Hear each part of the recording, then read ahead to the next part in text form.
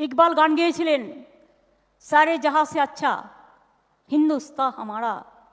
মনে রাখবেন আপনাদের অনেক কন্ট্রিবিউশনে দেশে আছে, সব ধর্মেরই আছে। আমি একটা ধর্মকে ছোট করে আরেকটা ধর্মকে বড় করি না, এবং আমি মনে করি যার যেটা প্রাপ্য সম্মান সেই প্রাপ্য সম্মান তার পাওয়া উচিত। ममता बनर्जी ने जो भी किया है, इमाम मुअज्जिन ही नहीं बल्कि पुरोहित जो लोग मंदिर के पुजारी होते हैं उनके लिए भी 500 रुपये का इजाफा किया है। लेकिन कुछ कम्युनल अखबार अपने अखबार में हेडिंग बना के लिख रहे हैं कि ये सिर्फ इमाम को 500 रुपया दिया गया है, पुरोहित का जिक्र नहीं करते हैं। आप दोस्तों, मैं जावेद अख्तर और आप देख रहे हैं जनता टीवी हिंदुस्तान। मैं इस वक्त सेंट्रल हावड़ा के टिकियापाड़ा में हूँ। हमारे साथ एक्स काउंसलर, सोशल एक्टिविस्ट और तृणमूल कांग्रेस के एक्स काउंसलर लीडर हमारे साथ हैं मोहम्मद सलीम साहब, और हम ये जानने की कोशिश करेंगे कि अभी कल ममता बनर्जी ने जो इमाम और मुअज्जिन के लिए 500 रुपये का इजाफा किया उनके भत्ते में, इस बारे में उनका क्या कहना है। तमाम सुनने वाले साथियों को आदाब। ममता बनर्जी ने जो भी किया है, इमाम मुअज्जिन ही नहीं बल्कि पुरोहित जो लोग मंदिर के पुजारी होते हैं उनके लिए भी 500 रुपये का इजाफा किया है। लेकिन कुछ कम्युनल अखबार अपने अखबार में हेडिंग बना के लिख रहे हैं कि ये सिर्फ इमाम को 500 रुपया दिया गया है, पुरोहित का जिक्र नहीं करते हैं। ममता बनर्जी पूरे हिंदुस्तान में वो अकेली लीडर हैं जो सबों के लिए सोचती हैं और सबों के लिए करती हैं। आज आज़ादी हिंदुस्तान के बाद किसी भी सरकार ने मुअज्जिन, इमाम और पंडितों के लिए नहीं सोचा था और नहीं उनके लिए किसी मदद का इंतज़ाम किया था।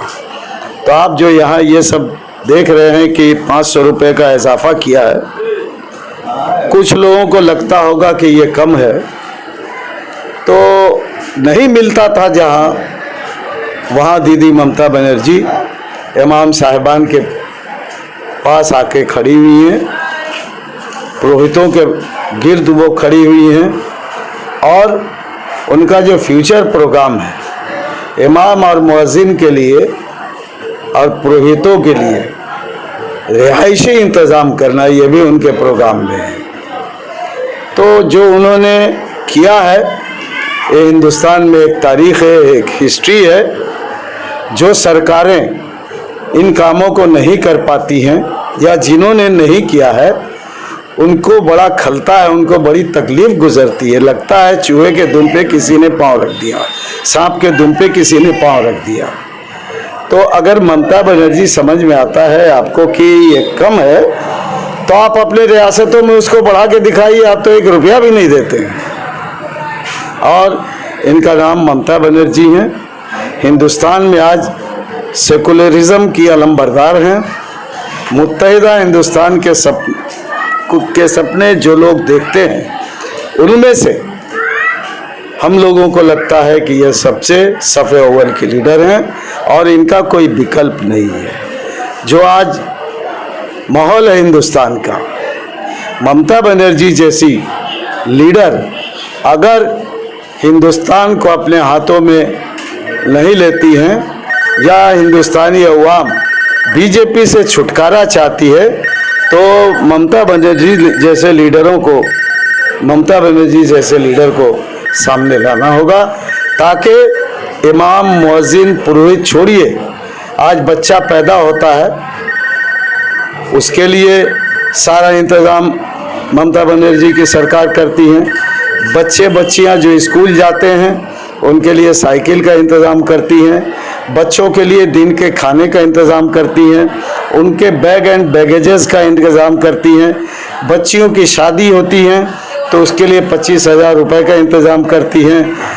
कोई सख्त बीमार हो जाता है, ऑपरेशन की ज़रूरत पड़ती है, तो दीदी ममता बनर्जी स्वास्थ्य साथी से उसके इलाज का इंतज़ाम करती है। गोया ममता बनर्जी का जो ये सारा प्रोग्राम है, ये सिर्फ बंगाल के लिए नहीं, पूरे हिंदुस्तान के लिए एक हिस्ट्री है।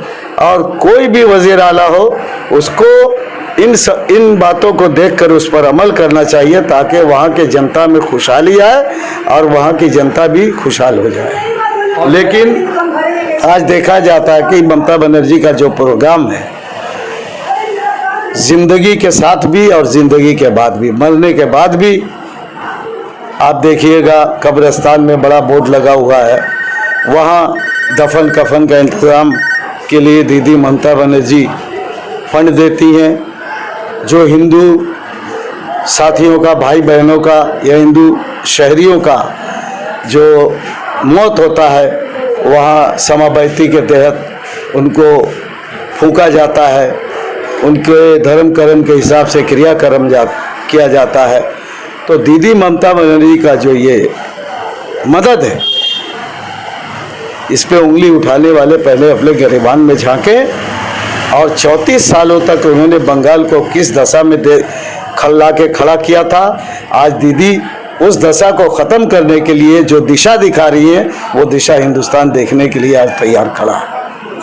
और ऐसा नहीं लगता है कि 500 बहुत कम है, या इतने बरसों बाद जब से भत्ता शुरू हो उसके इतने बरसों बाद ये 500 रुपये, जबकि इनका डिमांड था कि 40,000 रुपये की है। देखिए, डिमांड तो इकोनॉमिक जो लोग पढ़े उनको मालूम है, ज़रूरियात ज़िंदगी कभी पूरा नहीं होता है। डिमांड जो है वो कभी ज़रूरत पूरा नहीं, ज़रूरत जो है डिमांड कभी वो पूरा नहीं होता है। तो ये इकोनॉमिक भी बताता है, इकोनॉमिस्ट भी बताते हैं, तो ज़रूरत कभी पूरा नहीं होता है। ज़रूरत की चाहत हमेशा बढ़ते रहती है। तो डिमांड करने वाले अगर 40,000 रुपये का डिमांड करते हैं, तो इससे पहले उन लोगों ने क्या किया, 40 रुपया भी दिया है, इमाम मुअज्जिन या पुरोहितों को नहीं दिया है। तो काम का शुरुआत हुआ है, उनके रिहायशी उनके रिहायशी डेवलपमेंट, रिहायशी तरीके को बदलने के लिए दीदी ने प्रोग्राम ले रखा है। ये सारे काम होंगे। ये जो प्रोग्राम दीदी का है लगातार, वो सिर्फ इमाम मुअज्जिन और पुरोहित के लिए नहीं है, बल्कि हमारे बंगाल के तमाम इंसानों के लिए है, जो सेकुलरिज्म पर यकीन करते हैं उनके लिए भी है, और जो फ़िरका परस्त हैं उनके लिए भी। तो ये 500 रुपये से आप खुश हैं कि इन लोगों को बढ़ा, ये बेहतर है, अच्छा है? धीरे धीरे तो ये बढ़ रहा है, इजाफा हो रहा है, इसमें इजाफा हो रहा है। बहुत शुक्रिया सलीम साहब हमारे साथ बातचीत करने के लिए। ये थे मोहम्मद सलीम साहब, और इन्होंने वाज़ह तौर से कह दिया कि सिर्फ इमाम मुअज्जिन के लिए ही ममता बनर्जी काम नहीं कर रही, बल्कि हर शबा के हर लोगों के लिए काम करे, चाहे स्टूडेंट हो या बच्चों की शादी का मामला हो या हेल्थ का मामला हो, सभी पे काम कर रही है। बहुत शुक्रिया हमारे साथ जुड़े रहने के लिए। दूसरे अपडेट के साथ फिर मिलेंगे, तब तक के लिए धन्यवाद।